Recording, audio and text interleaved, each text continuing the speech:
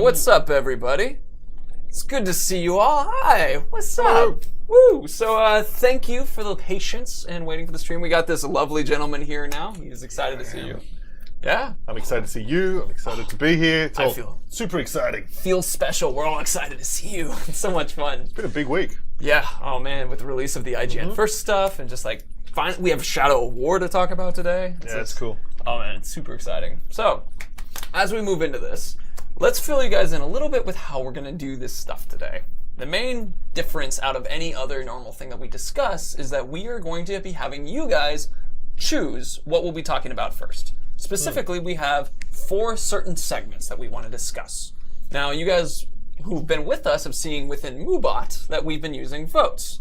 Well, that's the same thing. And in a little bit, we'll have a vote come up that will have all the options that one can do. And then when you guys have a chance to look at those various options and vote, we will talk about that thing and focus on that segment that you guys are asking. We're doing it this way so there's a little bit less of that just us trying to grab questions out of the air kind of thing, because you guys are amazing in chat and you're hard to read sometimes because you're very fast.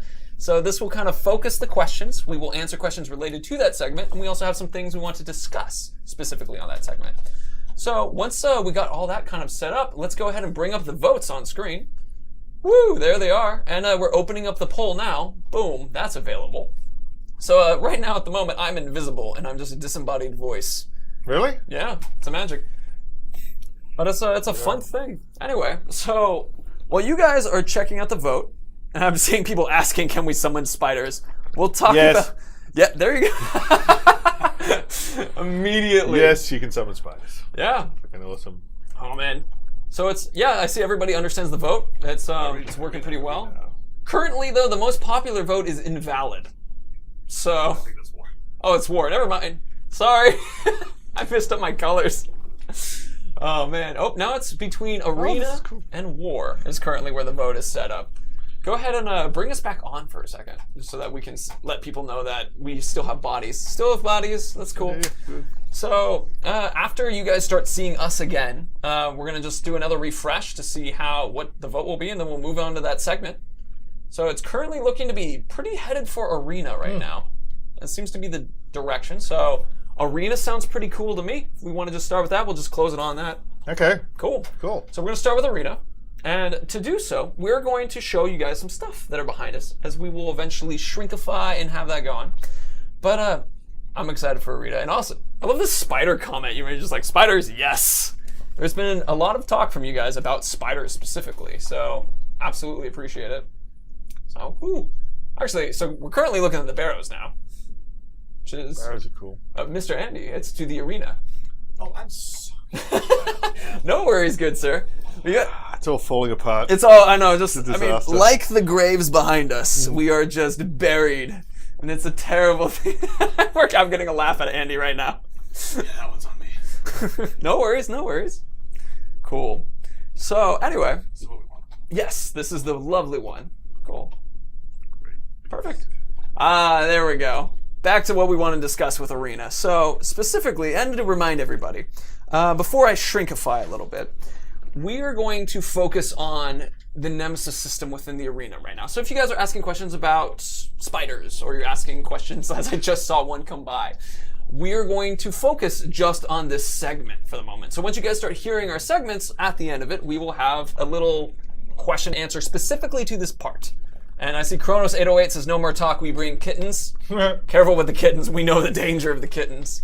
So with that, let's go ahead and shrinkify.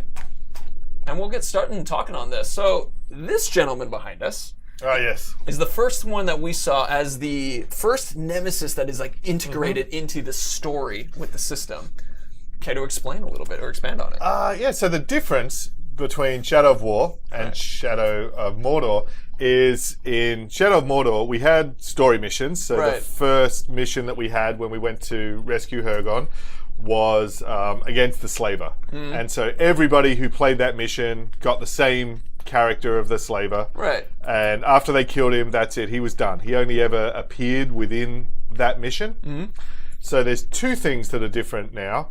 One is that even when you're within the story missions, the orcs that appear within that mission will be unique to you. Okay. So this guy, he's a commander. We know that he's leading the search for the Palantir in Minas Ithil, but the fact that he's Zathra the Tyrant, the fact that he's a marauder, the fact of his specific personality, his appearance, his identity, that's going to vary for everybody. So you're never going to meet Zathra the Tyrant. He's not going to be in your game. Okay, gotcha. But then the other difference is that once you defeat him within the story mission, he's still going to be available and he can still potentially live on or cheat death or build on that and return back into the sandbox and back into the open world. So the Nemesis system goes into the missions more, and the orcs and the characters that we meet in the missions live on and go into the Nemesis system more as well. So the two things are much more interconnected this time. Oh, that's awesome. So, for example, if depending on what, as we can see right now that this individual is dazed by stealth, or if they had other things that would affect them, as in you can see the tabs above them, like that would change up a story mission because potentially this guy is more hurt by distance and long range attacks versus than someone who's able to execute. Yeah, it's even within the mission, you're always going to have the benefit for going after a worm, interrogating them, getting the intel, looking at the strengths and weaknesses, planning your approach. So, and plus they have many, many more traits now. They have more abilities, they have more skills, they have more weapons, they have different armor. But at the same time, I think they're a bit more intuitive because they now also have these classes. So you can see if this guy's a commander, even though every commander is going to be different, but you're still going to get a certain level of information because, okay, he's a commander, so he's going to be a good leader. He's going to buff the other soldiers that he's fighting with.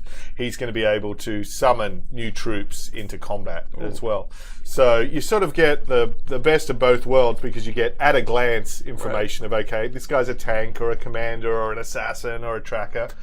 And then the tribe that he's from, whether he's from the Beastmaster tribe or in this case the Marauder tribe, that will also change up different elements of their fighting style, or they get unique weapons. So they're both sort of a little contradictory, but they're both easier to tell at a glance what this guy's going to be like an overview of his fighting style, and they're more detailed and varied as well. Oh, that's fantastic. Actually, kind of in relation to that, I saw a question. I missed the name, but they were talking about what is dazed by specifically. But well, what about the tabs, specifically on the weaknesses side? Because I've been seeing people ask about why are there 4? Yep. So we've broken it down. So the first one, what we call their mortal vulnerabilities. So these are things where if you can just get in one shot, you're going to be able to take this guy down. So if he's terrified of fire and you burn him, he's going to run screaming from the battle, and that's it. If you can do this one thing to him, you've gotten him beat. Okay. Then we have, so the dazed by, these are things that can stun them in combat. So in some ways it works a little bit more like a traditional boss fight in a game. So if he was, for example, dazed by headshots, you shoot him in the head, you've now got this window of time during which you can unleash whatever sort of attack you want on him, whether it's in melee combat or ranged or your followers attacking him. He's going to be vulnerable to anything for that brief window. Then he's going to recover and be back into combat. And then they also have vulnerabilities, so they have things that they'll take more damage from, so a particular type of attack or element or creature as well. So, and then they can mix and match those, and then the final one is just general hints. So if you've ever got someone who think, I've got no idea what I can do against this guy, he's invulnerable to anything, there's always going to be strategies that will work. But they grow a lot higher now, so now we can take them all the way up to level 60. So level 60, how powerful they can get, the range of skills from they level can have, 20 to 60. how diverse they are has been expanded a lot.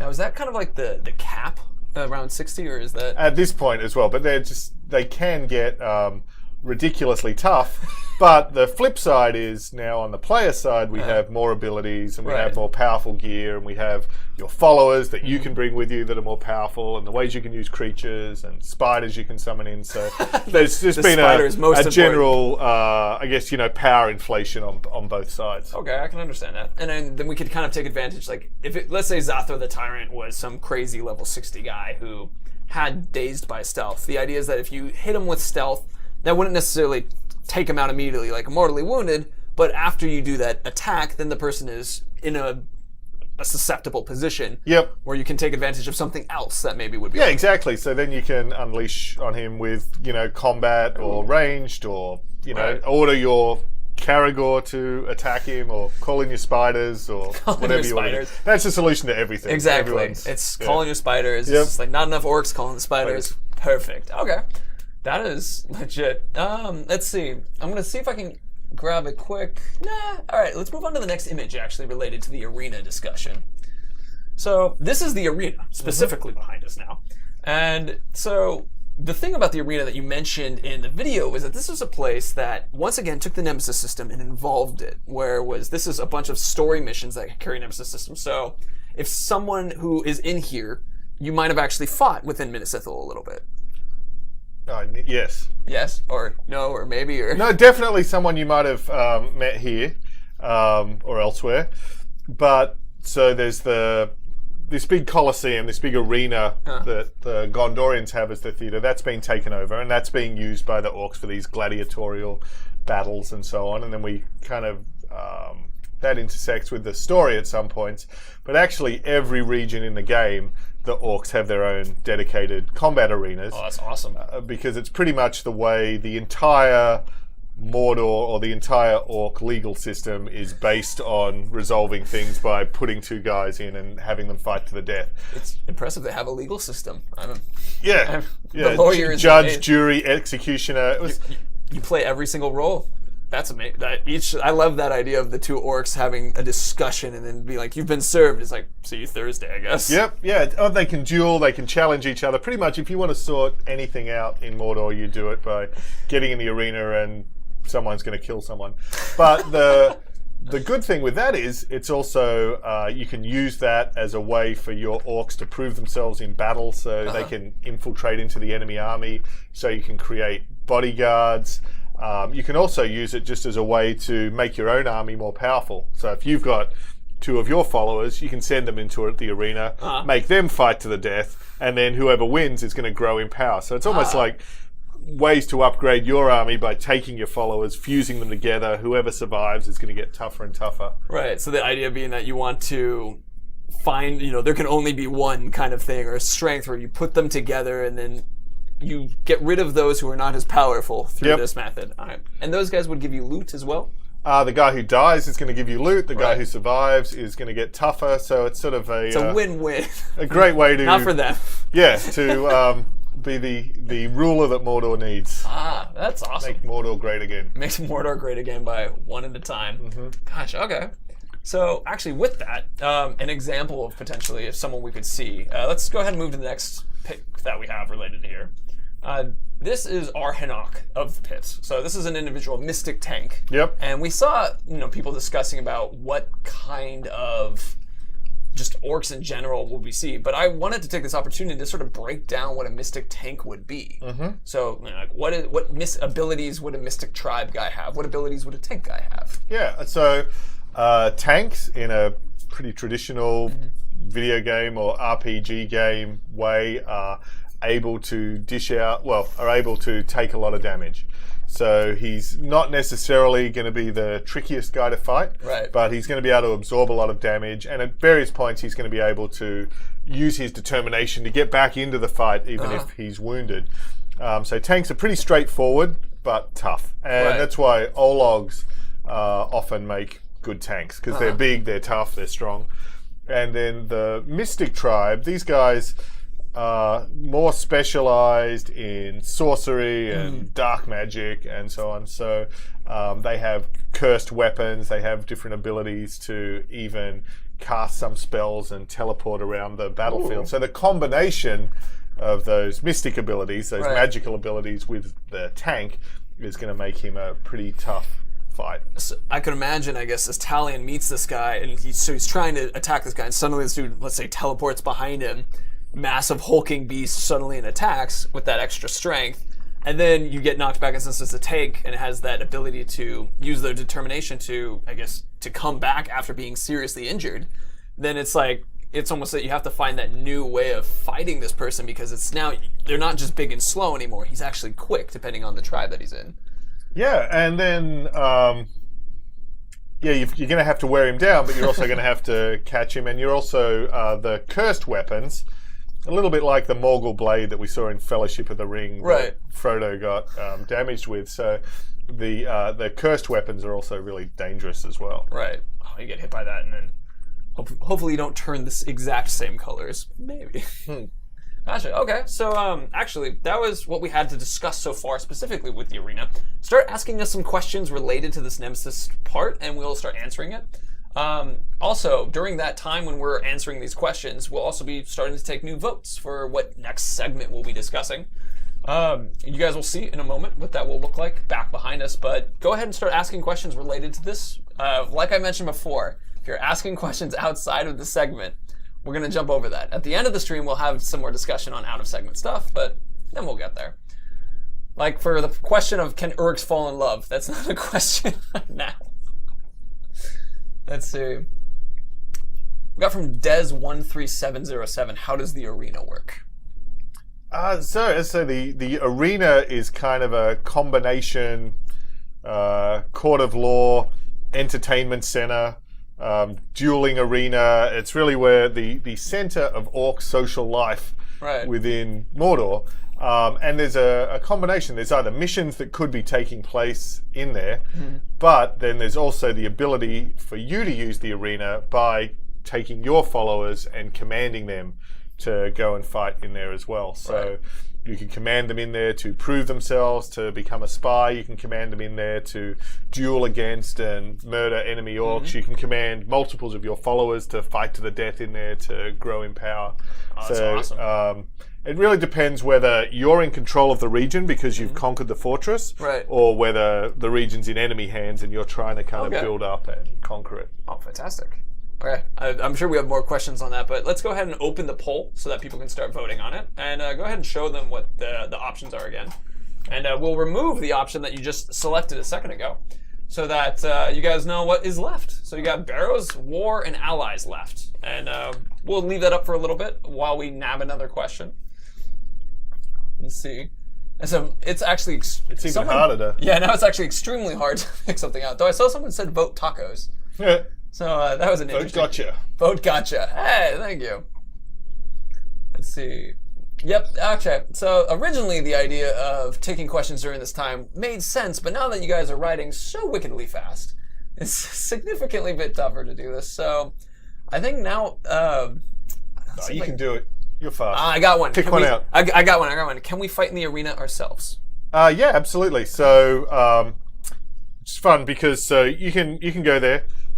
You can have these two orcs about to fight to the death, and then you can jump down and kill one or both or dominate them. Like anytime the orcs are battling against each other is always a good opportunity to use that to your own advantage in order to ambush them. But there are some circumstances where your orcs have to fight in the arena without you interfering as well. You know, it's the which really, I'm just trying to think of the right way to say it. Like, it's a really good way to test your orcs or be able to sort of see how powerful they are, see what they can survive, level them up. Yeah. Oh, I love that idea because sometimes it's like, I'm sorry, I can't help. You must be worthy. Yeah. So, for example, in the case where you're trying to get the guy to prove himself as a spy, he's not going to be able to prove himself and be trusted by the other side if they see the Bright Lord jumping in and helping him out. That would clearly kind of tip them off that he's on the wrong side. Is that exactly? Yeah. Oh, gotcha. Okay, so it seems like the next most popular thing is War. Overwhelmingly. Everyone loves War. Yeah, say about 60%. For the Demolisher. Oh yeah, it's a good one. We bring war. The Aslar is a fantastic one indeed. So let's go ahead and jump to the War section. And there we go. So as you guys can see behind us, this is Talion dominating a Graug at the moment, specifically the Siege Graug. So kind of one of the things that we wanted to sort of demonstrate and show is, if you guys recall in the Fortress thing from the first video gameplay trailer, there was a moment where Talion got on a Drake, and then, or the moment when he met the Siege Graug there. That could have been an opportunity to choose. Would you prefer the Drake? Would you prefer the Drake and the Siege Graug, or just the Siege Graug? So it's something of like, what kind of other situations would we have seen if Talion jumped on the siege ground rather than the Drake when attacking the fortress? Actually, I had a really fun experience attacking a fort with these guys this morning. So, sort of had my army set up, was going to launch the assault on the fortress. I bought in my own siege beasts, so which was something we didn't have it show in the original announce, but you can bring your own artillery. Oh, that's awesome. So bought my siege beasts in, and then the enemy, they also had siege beasts on the wall, so they're firing at my guys. And then I went up and I wanted to get on my own siege beasts, because you can mount them and then you can use them like turrets or like cannons. So you can ride them, you can aim them, you can shoot at enemies. Yeah, so we'll bring up that picture in a second, but please continue.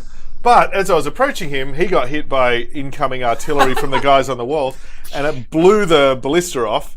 So his siege weapon got blown off, but he's still a Graug, so he's still alive. So I could still jump on him and then use him to charge the walls, climb up the walls of the enemy fortress, and then on my Graug, beat the shit out of the enemy siege beast, destroy him, and then sort of leap down into battle. So I think that's one of the fun things about the game, is just the level of chaos you can get in the sandbox, because every single element of the game, whether it's the siege beast or the Drake or the spiders, everything can interact with everything else just to create this complete chaos. Oh man, that's fantastic. And then there's different sorts of ammunition or artillery you can get for the different siege beasts as well. So you can fire poison projectiles, cursed, spreading flames, so sort of napalm on the battlefield. We talked once about how you could have gems that would buff around different things. If someone was to wear a gem that helped your mounts or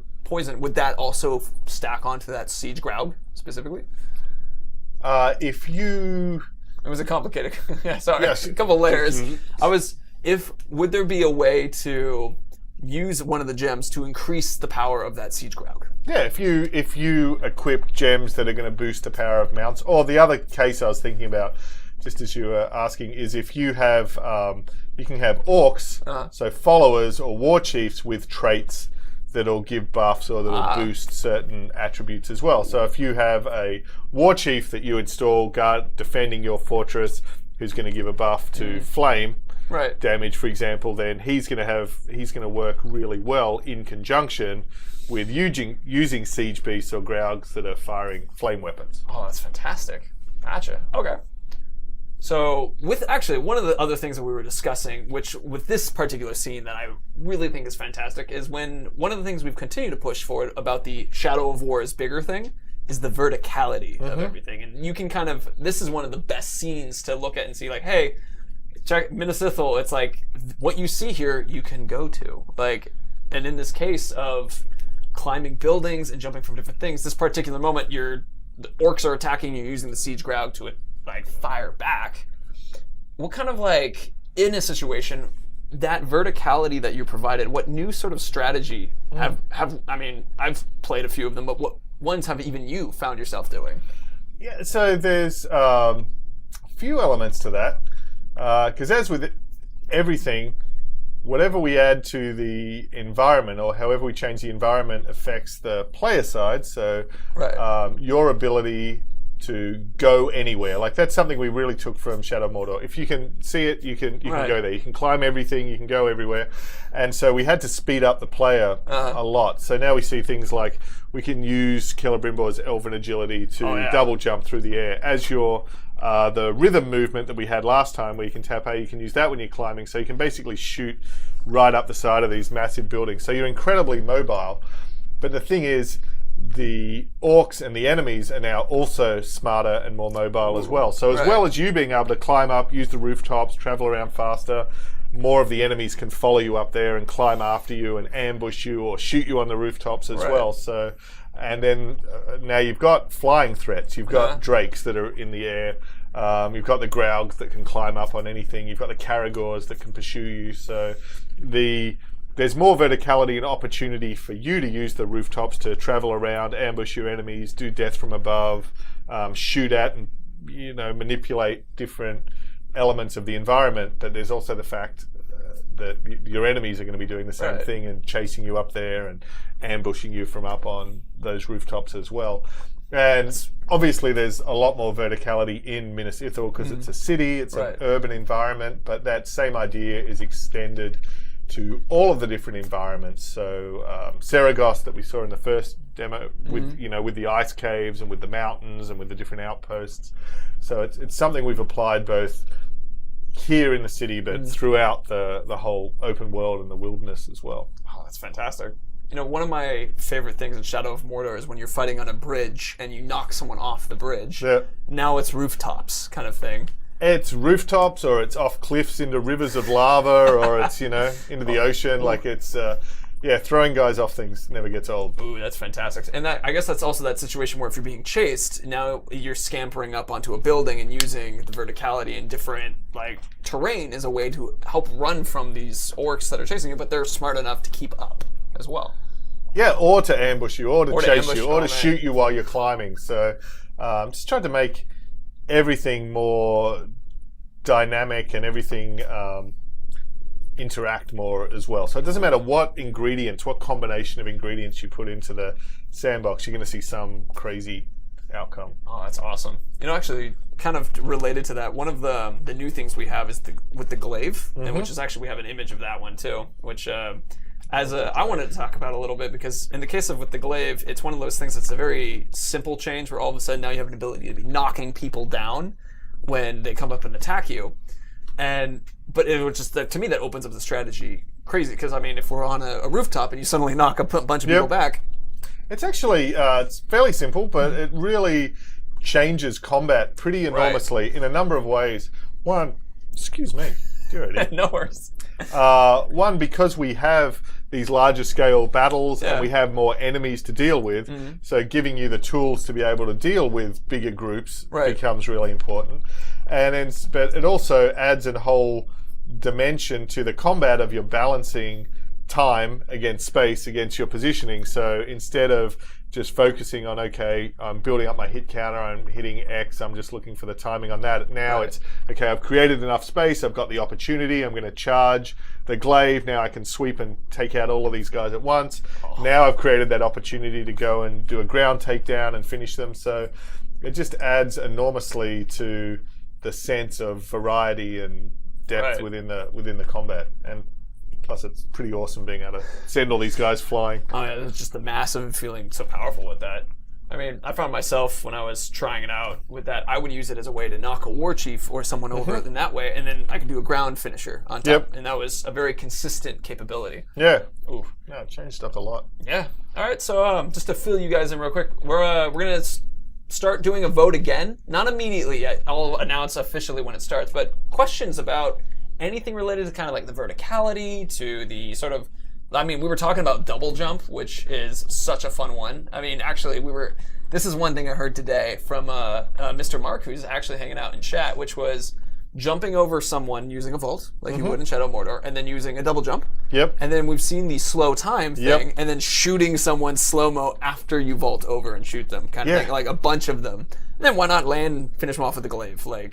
Or shadow strike down to someone, or shadow strike down to one of the fires to detonate that to explode them. Oh, that would be awesome. And then from killing them, go into clicking the sticks and go into Elven Wrath and take out the rest of them, and then, jumping on the Caragor that's on fire. Like just the possibilities for kind of showing off or different. And this is all on a roof while we're knocking people off. And then there's a Drake in the corner coming in. Oh, that's fantastic. Okay, so we can take an opportunity to look at some of the questions related, remember, to this segment specifically. I saw someone asking about headgear. And at the moment, we're focusing on this part. So let's see. Looking for questions. Can you climb trees? Was it a question that popped through that went very quickly? And I'm curious, can we climb trees? We don't actually have climbing trees. There you go. No. Some things we don't have. Most things we have, we don't have. But no. Let's see. We have a question from Gigalad. It looked like, how many different types of siege weapons do we have? So it goes through. It's siege weapons. We can bring up to 6 war chiefs with us. Right. Each one of those war chiefs. This is for a fortress assault? When you're attacking a fortress, each one of those can bring a different upgrade for the assault with them. And then each one of those has about 3 choices. So it's close to 18 different choices. So the strategy. Yeah, portion. that can mix and match. And they're a combination of things. So some of those are the artillery, like the siege beast, and then they can fire different weapons. And we also have some specialized units that are just for the assault. So for example, we have sappers, so guys with bombs. Like, you know, when the Battle of Helm's Deep, right, the guy guy with the ran explosive through runs in. So we've got those guys. We've got banner bearers who can plant banners to inspire the troops around them. So it's a combination of different units, different troops, different traps, siege beasts. The good thing with Ologs and trolls and different monsters is basically they're living siege engines. Right. So in the actual Middle Ages or things like that, you know, people had to build battering rams, or they had to build siege towers, or they had to build catapults. So now we've got basically monstrous versions of all those things. Yeah, we've got air power if you're bringing a Drake in. We've got Ologs who are basically living battering rams, can smash their way through the doors. We've got Graugs who are living siege towers in the sense they can get up to the walls and just scramble straight over. So to that question, a lot. Yeah. You can bring a lot of siege-focused kind of thing. yeah. Oh, that's fantastic. And then, of course, you're choosing which followers you're bringing as well. So whether they're, you know, mounted or Ologs or different classes. So there's a lot of choice. Gotcha. That's awesome. Okay. I saw someone questioning, could you brand a Graug and then bring them as a siege beast? Yes. There you go. So that's a fun one. Yep. Yeah. No, the Graugs are great because the other thing we've expanded a lot is they can now climb anything. So you can really go full King Kong in terms of, you know, get the Graug, climb up the biggest tower in the thing, leap off, come smashing down, you know, land on the ground. Oh, that's fantastic. They're cool. Oh, cool. All right. Let's see. I'm going to look for one more question in related to this. How destructible are the fortresses from casual Harkland? Because we saw that in the demo. You could blow up the wall and then people streamed in. How much destruction would be there? You can destroy the gates. You can destroy the towers. You can breach the walls, so you can get in through the walls. And then there's some other like key areas inside. We have different monuments for the different tribes and things that are destructible as well. And then, of course, we have all of the spreading flame and the barrels and the cages you can open and so on. Oh, fantastic. Okay. So it's not full destruction of anything in the world, but it's all of the sort of tactically important things: gates, walls, towers. So not the bulldozing effects, but the, like, as you said, the okay. Yep. Perfect. Gotcha. That's fantastic. Yeah, okay. So with that, let's open up the next vote. We have 2 more options, and we'll bring those up in just a second. So now we have the options to focus on barrows or allies. Those are the next 2 ones. So go ahead and start doing the votes once you guys see that, and we will move on to that one. Seeing the votes going through now? Sounds good. Vote Aslar. You know what's funny is we actually have track of anybody who doesn't do the vote correctly.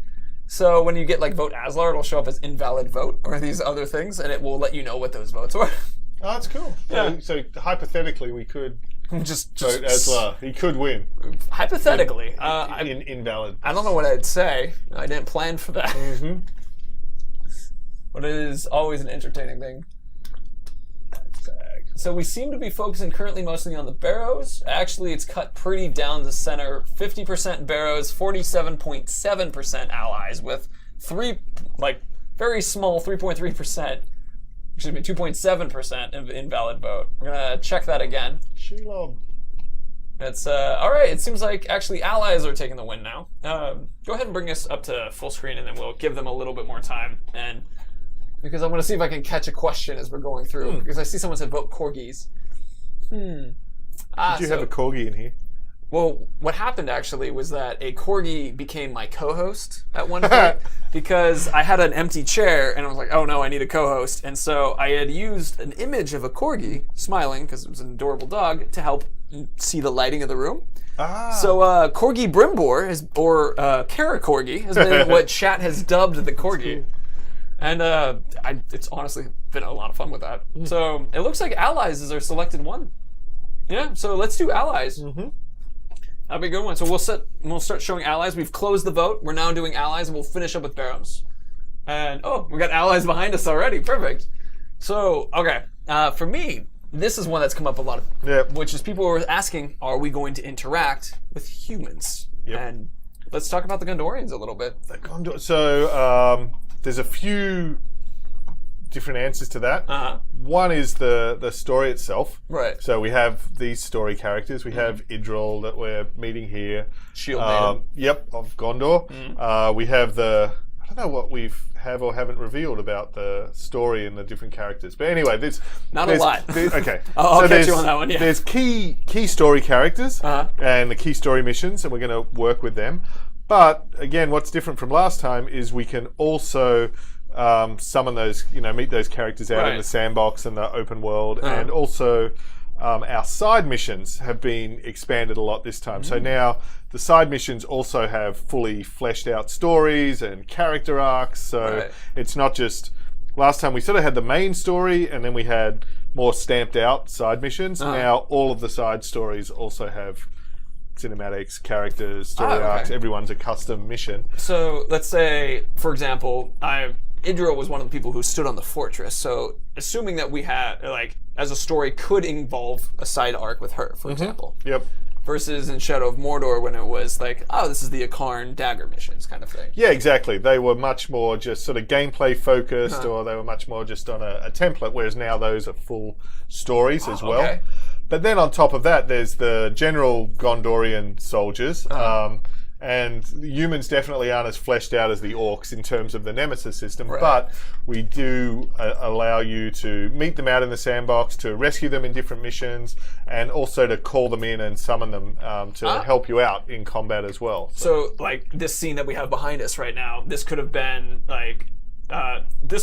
they demonstrated as the attack on Minas Ithil, but let's just say it was somewhere later in the game, you could actually have brought these soldiers with you. Yeah, so it's the D-pad's basically what you're using to summon bodyguards or followers or mounts or creatures. So you could summon Gondorians or you could summon spiders, basically however you've configured that for who you want to help you out in combat. Obviously, I would go spiders. But it wouldn't necessarily be this is my human bodyguard, like an orc bodyguard kind of thing. It would be the same in the sense that they would arrive and help you out. Right. It's not the same in the sense we don't have the fully kind of fleshed out Nemesis system for them. So orcs just have a lot more personality than human beings, as in real life. Yeah, it makes sense. I mean, we were all orcs according to Tolkien at one point. Indeed. All right, let's in the Great. Yeah, in the Great War. Let's bring up the fortress picture actually, because this is, I think, a really cool one to kind of introduce. Oh yeah, actually, that's cool. So, because we talked about, at least, because you can see Idril is currently in the center. Yep. And then you can see other various I was going to point that way, but that would, of course, be completely wrong. I know, it's a funny world kind of thing. But so in the same way that we have the war chiefs guarding the various fortresses, now we have Gondorian captains in those positions. Right. And then we have the Lord Commander of Minas Ithil up the top. And so, in the same way, these guys are responsible for guarding the fortress and for that hierarchy. So this is sort of in a way the way that we introduce players to the whole notion of the hierarchy and the power structure and the war chiefs and the commanders, with the orc army kind of besieging the city as well. That's awesome. Very cool. All right, so it's we can kind of see this is almost like the introduction to the idea.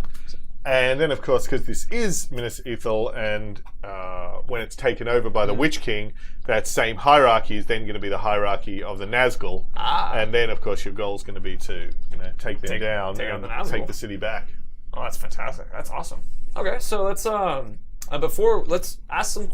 Feel free to fill us in some questions right now related to the Gondorians and maybe a little bit of Idril. And I actually saw a question that I think would be important for us to talk about, which was from Elvhadir, I think was the name. Can we brand humans or dominate humans? No, so that's going too far even for Talion. So using the Ring of Power to actually dominate your enemies, bend them to your will, not let them fight according to their own free will is kind of not what they forged the ring for. But you're already, by definition, on the same side as the humans. So they're going to be fighting alongside you. They're going to be allied with you anyway. I just thought there are some exceptions to that. Because, I mean, technically, Nazgul are humans. Right. That have been dominated. Yes. Kind of thing. Yeah. What was the line of something along the lines of men are surprisingly easy to bend to like one's will. Because I remember when in the discussion of the rings, like the dwarvens were too stubborn. You know, the elves realized what it was, but but humans were easy. Yeah, the dwarves more gave into greed, so that was the trait that we saw Thorin and giving into. Men are easy to succumb to the temptation of power. Right. So, except Talion, he'll be fine. Yeah, he's okay. I actually see this question come up a lot, which is, can you kill humans? Just flooded through. So we can't actually kill humans in the game. We can hit them with our weapons, but we're not killing them. Right. I've actually save that for the orcs. Well, again. Except insofar as Nazgul are humans. Right, exactly. I mean, humans. So you can kill dead humans. They're perfect. You know, re-dead. Yeah. Perfect. Okay. There was another question, which was, can we bring humans into a fort assault? Yes. As if they're slotted in and you're able to summon them as your bodyguards. Yes. Cool. So humans can join you. Let's see. Looking through. As a reminder to everybody, questions that are to this segment that we're discussing are the ones that we're looking for to answer. So, as I'm trying to catch up, let's see. There was a question about, I don't know if no, not doing that one. You guys almost got me to bring that one up. Ooh, here's what, can humans betray you? I'm not saying. I mean, clearly in real life they can. So, So hypothetically, yes. It is possible for a human. Oh man, can you imagine that? Let's see. Is it possible for human allies to kill captain and war chiefs in the open world?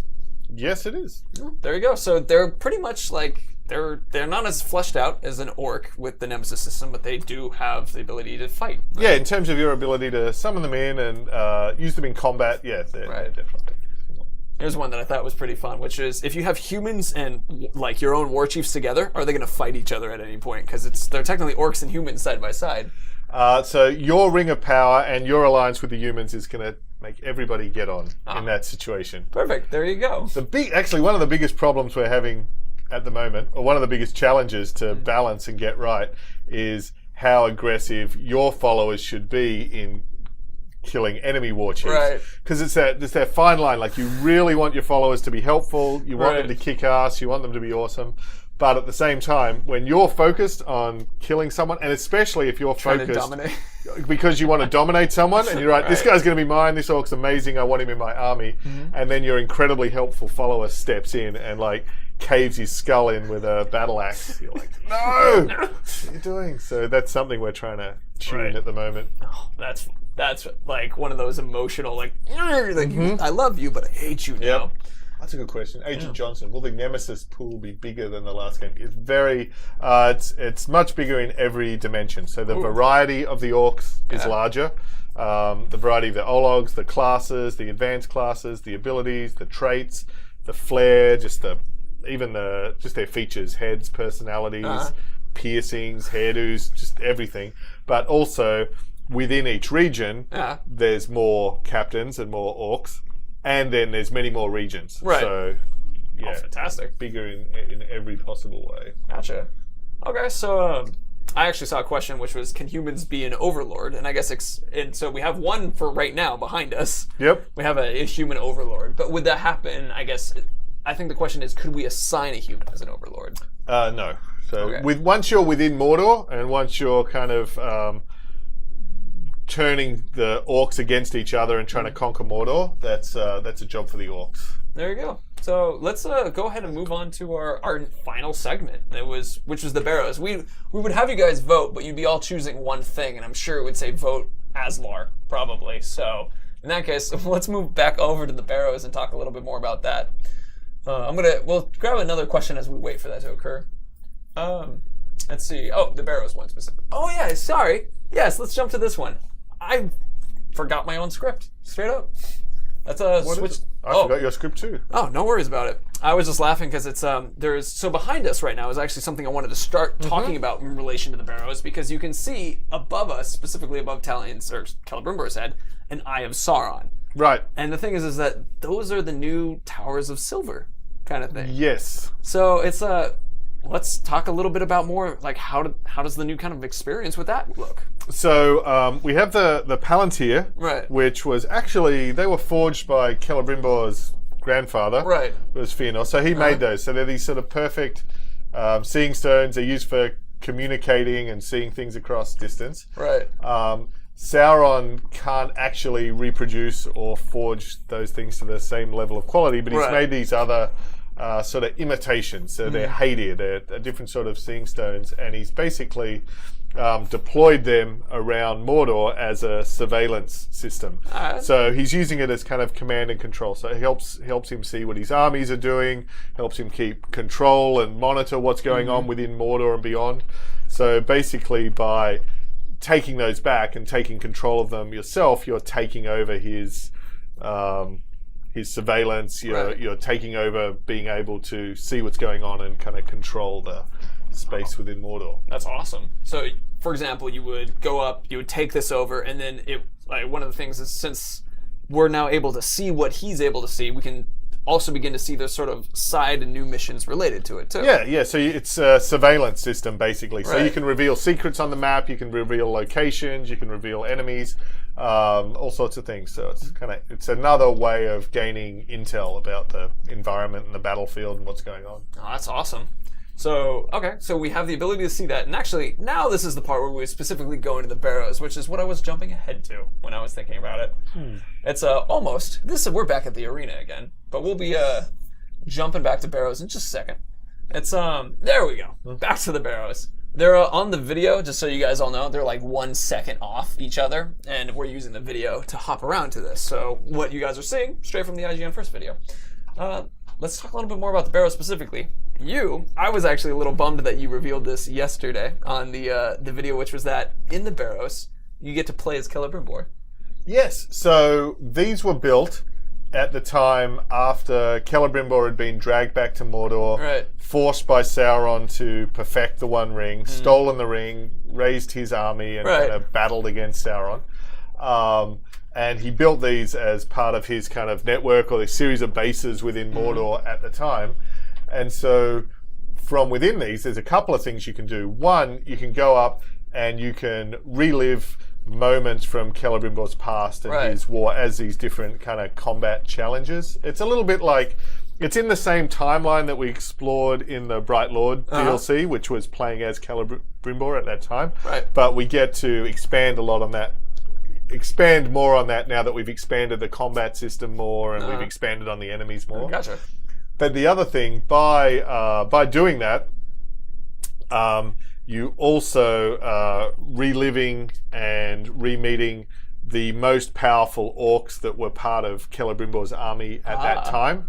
So as you're unlocking those, you're also getting access to Celebrimbor's ultimate armor set from that era as well. So there's a really great legendary gear set that you get by going and reliving these kind of the first war for Mordor when he had the One Ring. Oh, that's awesome. And then also the Ithilden puzzles throughout the basically the riddles that you can find within the world. They also unlock a puzzle within the barrows, and as you open the doors of that also reveals other kind of extremely cool gear that's within these. So they're a reward for exploration and puzzle solving, and also access to these challenges in Celebrimbor's past. Oh, that's so it's like these barrows, not only they have new mission styles and story related to it, like you said, the more fleshed out side story, it will reward you with this cool armor set. And then on top of that, you have these collectibles out in the world that you would use our new Towers of Silver, the Haldir, and look around and then be able to find those and then open up the new door of loot. Yes. Oh, that's cool. And so the guys who are wearing the armor, basically, the way we normally get gear in the game is by killing these nemesis enemies, by these powerful orcs. So what's behind these doors is the corpses of some of the most powerful orcs that have ever lived. Oh, that's fantastic. Gotcha. Okay, so would you pick up, like, since Celebrimbor was a smith and didn't just make armor, would you pick up weapons as well during this? It's the whole, all of the legendary gear sets have multiple pieces. They have runes that you can inscribe in the ring, they have capes, they have the armor sets, they have swords, they have the dagger, and then another cool thing we have now is that within ranged, we've expanded it. So we don't just have the bow, we also have versions of the crafting hammer that you can basically throw like a tomahawk as well. So, So so I'm assuming like Celebrimbor, you would be unlocking like the Celebrimbor hammer actually to throw that instead of using the bow. yeah, so it's a lower rate of fire, less range, but incredibly powerful impacts as well. So it's cool. Could you expand a little bit on the powerful impact, or are we going to leave that one? Well, it's all of the weapons. So whether it's the bow or the hammer, they can have a range of different effects. Whether it's like freezing enemies or exploding them. Freezing.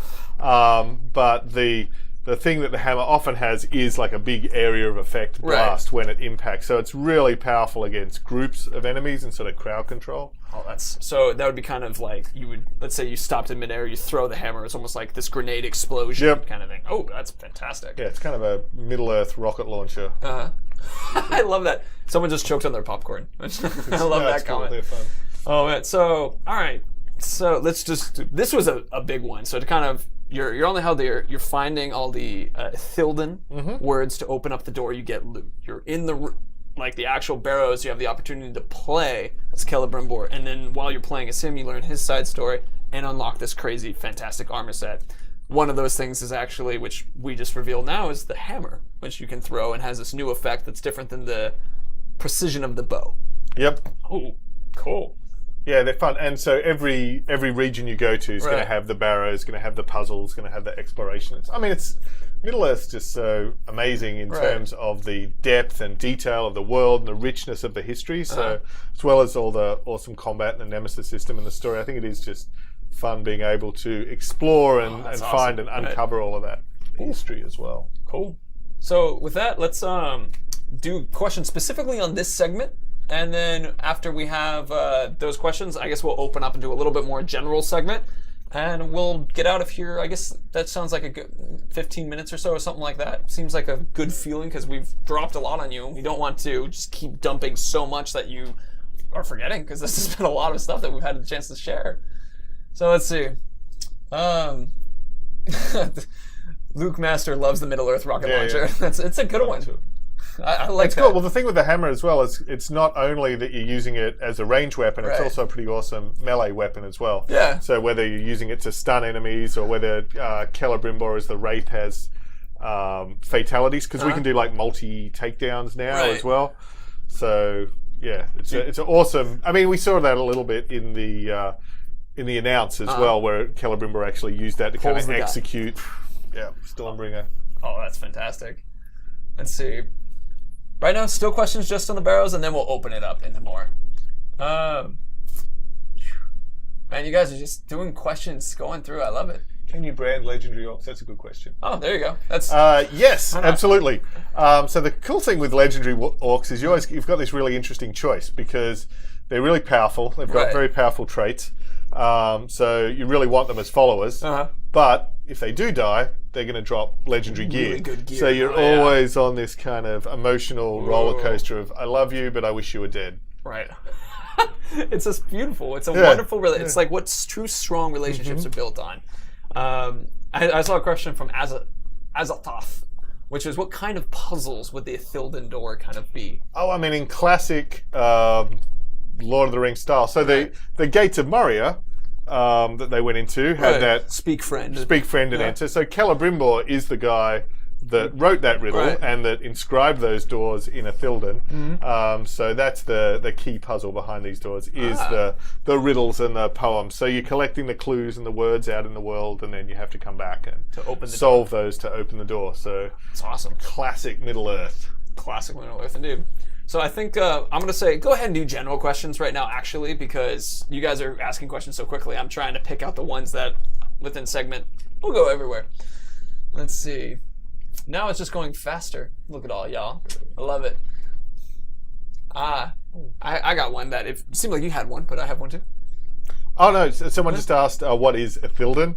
So a Thilden means moonlight. It's basically it's words written. So it's this, without nerding out too much, Minas Ithil, which is the city, is the tower of the moon. So Ithil is moon. Same word. And Ithilden is moonlight. So it's the reason that the Gates of Moria only show up at night. And right. So there you go. So that's a Thilden. There was a question that was, like bringing in a siege Graug to your own fortress attack, could you bring a Drake, your own Drake? Yes. There you go. And spiders. And spiders. Drakes, spiders, yeah, you know. Just Corgis. No corgis. All of those except the corgis. Kara corgis. Just a sad one. Let's see. Are all regions of the Nemesis system connected? They're not. You don't walk directly from one to the other. They're separated, so you fast travel between them. But each region itself is a pretty expansive area of open world. Right. Okay. There you go. Let's see. I got As we go.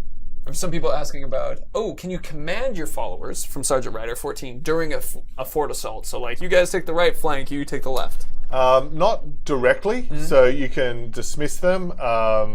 You can summon them. You can call your bodyguards in. But we really wanted, once you're into the action, that it is a third-person action game. So you're very much focused on yourself moment to moment, rather than having to kind of tactically order guys around. Cool.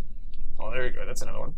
Can you brand all war chiefs and be let in during a siege? It says Storm Shadow. So I guess like you just walk through the gates. Yep. But you've still, the thing you can't do, so you can go through the gates, they'll open it up, you can head straight in.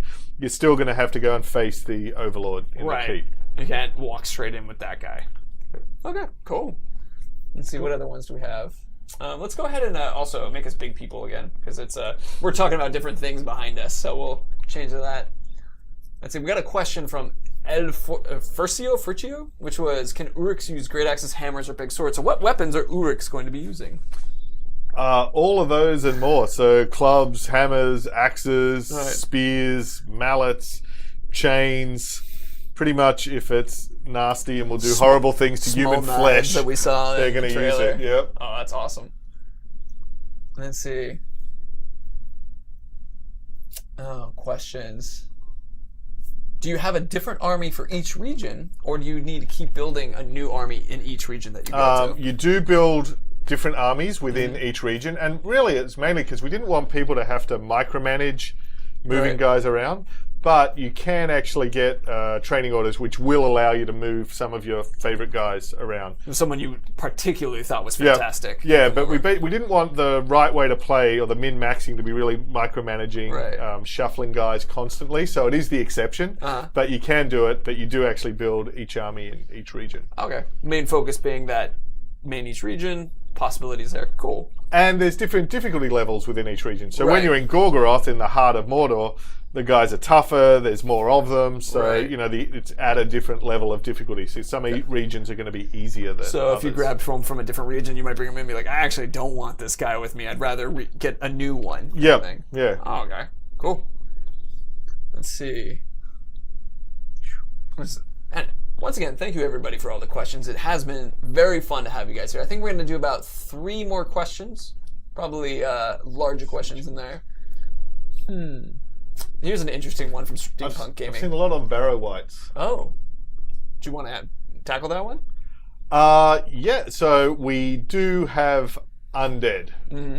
So that, I'll say that much. Oh, there you go. Just I'll consider that one a quick one. Yeah, so there's different categories of undead. We see the Barrow Whites, we see the Army of the Dead, we see Wraiths. So we will have undead. Okay. I saw a question that was pretty fun, which was a personal question to you. What is the favorite feature that you have seen from Mordor to War?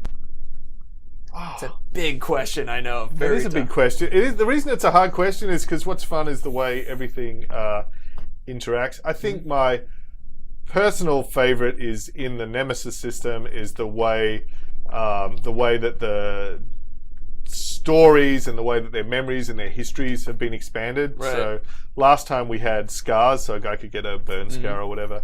Now where we've taken that to a whole new level, so the guy can just become scarred all over his body, and then he can get flame axes that go with it, and he can be sort of obsessed with fire. So it's not just like we have a scar, but the gameplay and the personality and the identity. So just the feeling that you really are making these just iconic, super memorable villains, and so that whole story of having your own personal nemesis is something I think we get a lot closer to realizing. So some of the orcs you meet now are just amazing. Like, they're so cool, fun. That's fantastic.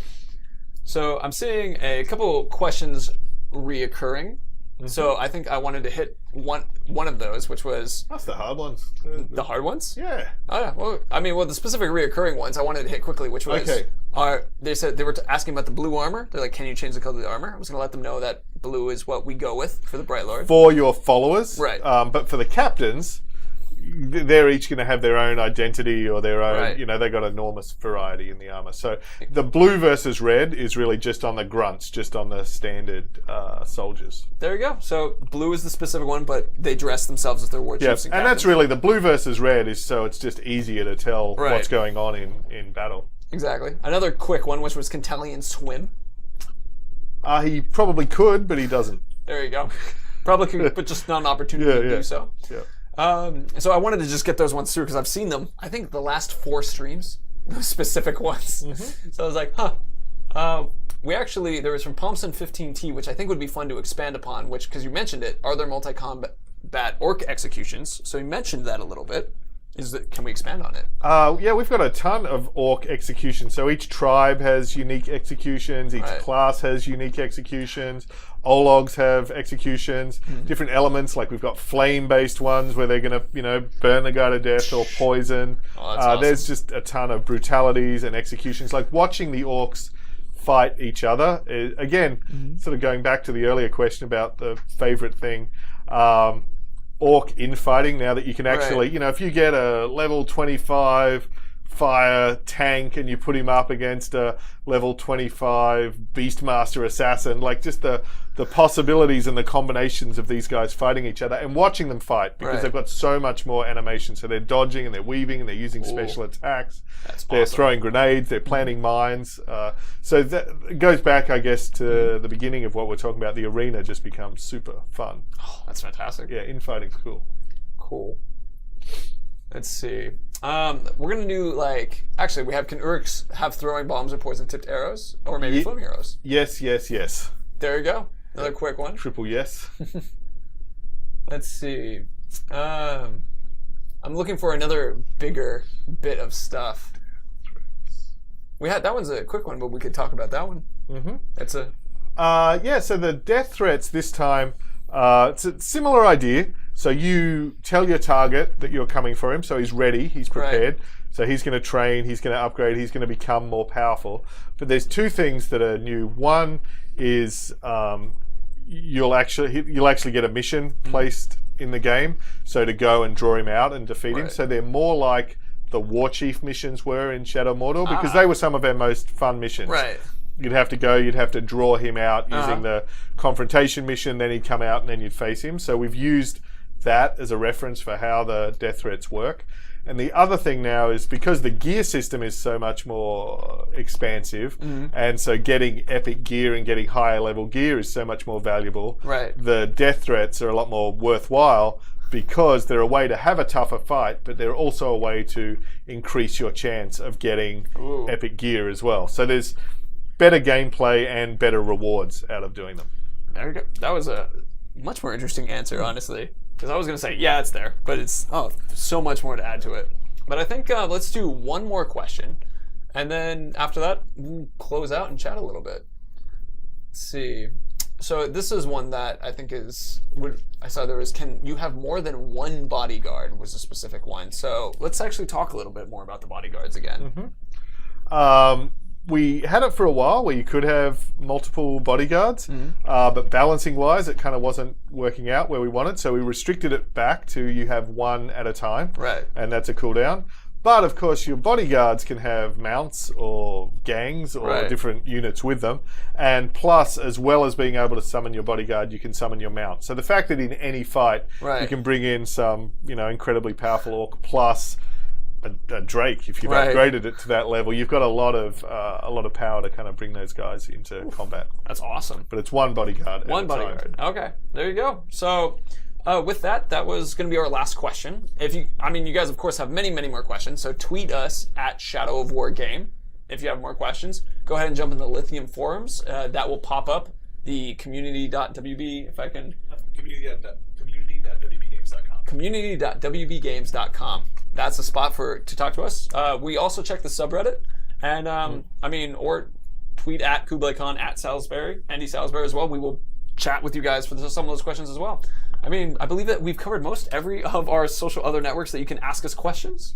I think that more or less wraps it all up. So please continue talking to us. Thank you for hanging out. It was a total joy to see you guys. Happy to share so much info. Yeah. Thank you. Always a pleasure. See you again soon. Yeah. And with that, I think have a good evening. And we're gonna actually. I was Please, just gonna say there is tons more stuff coming up on the IGN First stuff as well. I think they're putting up like 2 or 3 videos a week for the next few weeks. Yeah, so. they said all month, so Yeah, it's like there's a ton of new stuff coming. Yeah, and expect us to kind of deep unpack that as well here. Yep. And we're Friday at 2 p.m. again. Actually, that's the thing I wanted, because today is a Thursday special one, but next week it's Friday at 2 p.m. again. And that, I believe, is everything that we have. Cool. Have a nice Easter. See you, good people. Bye. Bye.